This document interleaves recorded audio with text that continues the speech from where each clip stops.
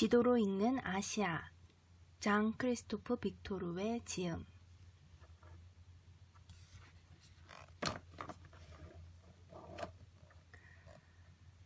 높은 부채 비율, 경기 부진, 인구 감소, 2008년 금융위기, 2011년 3월의 쓰나미가 가져온 산업체해. 이것이 지금 일본 앞에 놓인 상황이다. 이러한 다양한 위기 상황에서 일본은 국가적으로나 사회적으로 일본의 미래를 창출하기 위해 애쓰고 있다.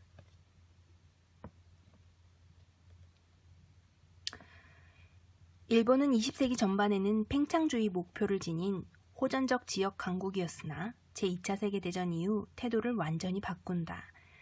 일본은 1945년 8월 15일 히로히토 일왕이 항복을 선언했고 그 뒤 1945년 9월 2일 공식적으로 항복 문서에 서명했다. 이와 동시에 극동 지역에서 제2차 세계대전이 완전 종결되었으며 1937년 일본 황제가 무력으로 중국을 침략하면서 시작된 중일 전쟁도 막을 내렸다.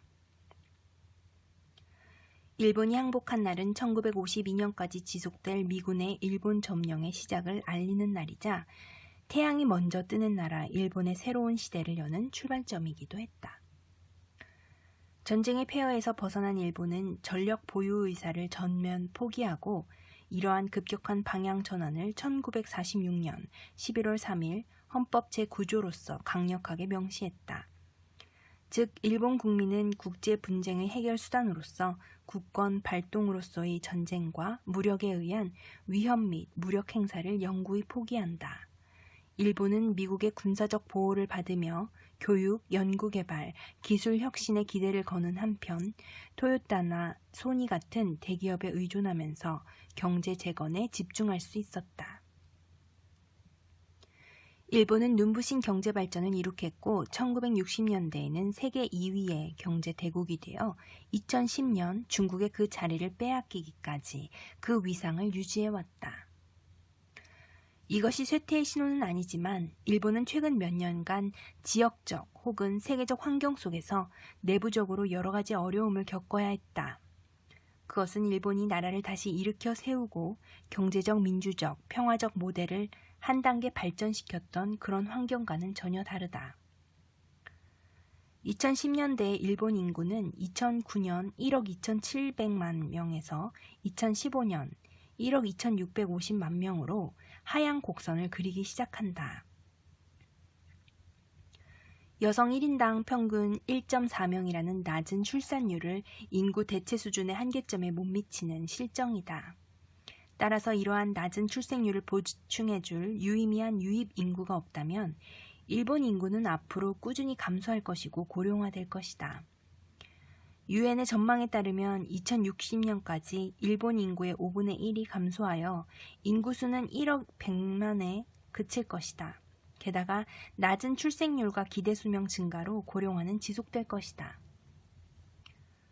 오늘날 일본의 65세 이상 인구 비율은 약 25%이며 2060년에는 40%에 육박할 것이다. 인구 감소가 일본 사회와 경제에 미치는 영향은 오늘날 일본의 크나큰 위협이 되고 있다. 실제 인구 노령화로 생산 인구가 감소할 것이고 그것은 기술 혁신 덕분에 부분적으로나마 보장되었던 경제적 활기의 저하로 이어질 것이다.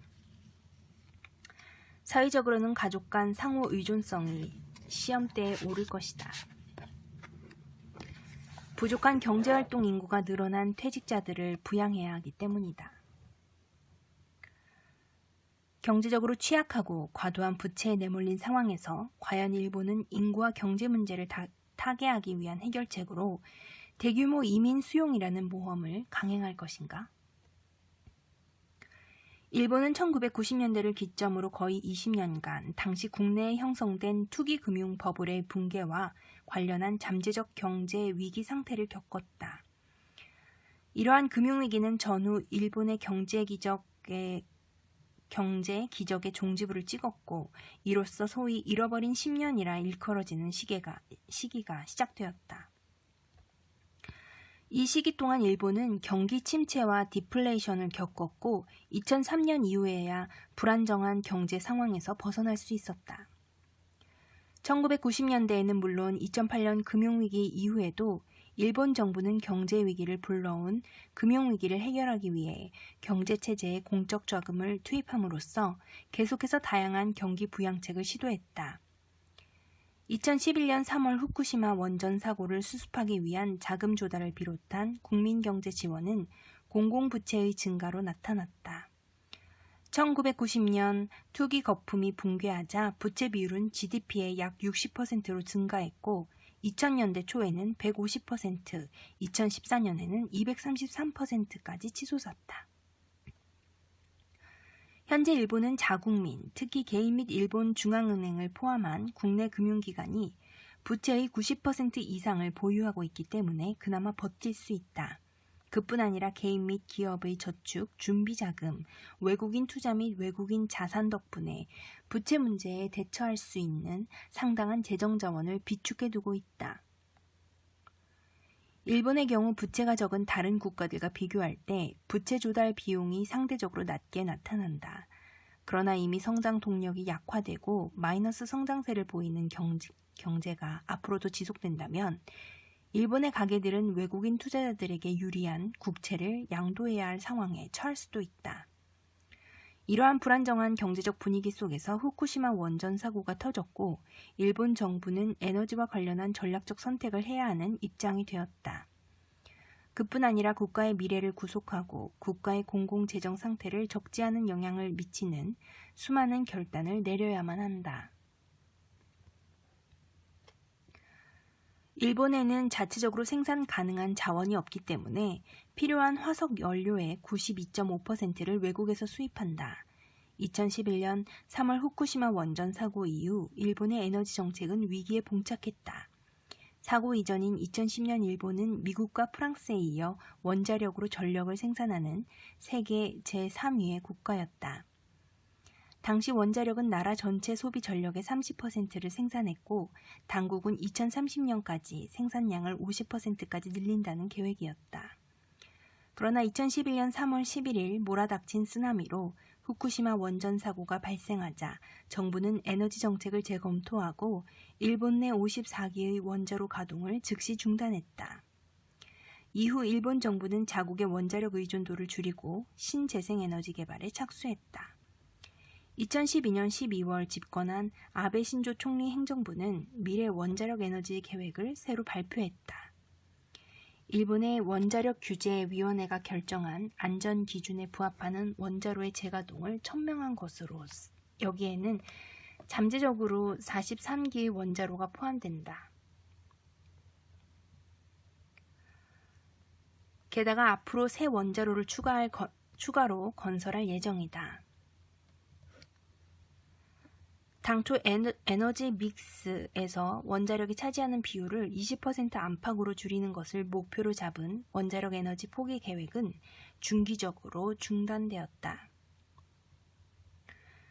두 번째로 이 계획은 재생에너지 개발을 염두에 두고 있다. 일본 정부는 후쿠시마현을 녹색 에너지의 구심점으로 삼기로 했다.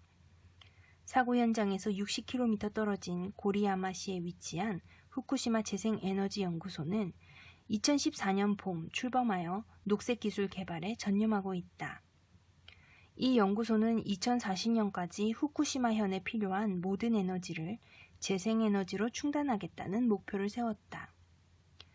이러한 대체 에너지를 홍보하기 위한 정부의 의지는 상징적으로 원전 사고 현장에서 20km 떨어진 곳에 건설한 해상풍력 발전소로 나타났다. 2013년 11월 2메가와트급 풍력 터빈이 가동을 시작했고 7메가와트급 터빈 2개를 건설 중이다. 이것은 세계에서 가장 큰 해상풍력 발전 단지가 될 것이다. 일본은 원전 사고 때문에 어렵사리 새로운 에너지원을 찾아가는 중이다. 공공 및 민간의 재정수단, 기술 혁신, 산업적 역량을 동원함으로써 일본은 에너지와 관련된 관행들을 바꾸고 일본의 경제 모델을 21세기 현실뿐 아니라 국가의 지리적 제약에 맞추고자 노력하고 있다.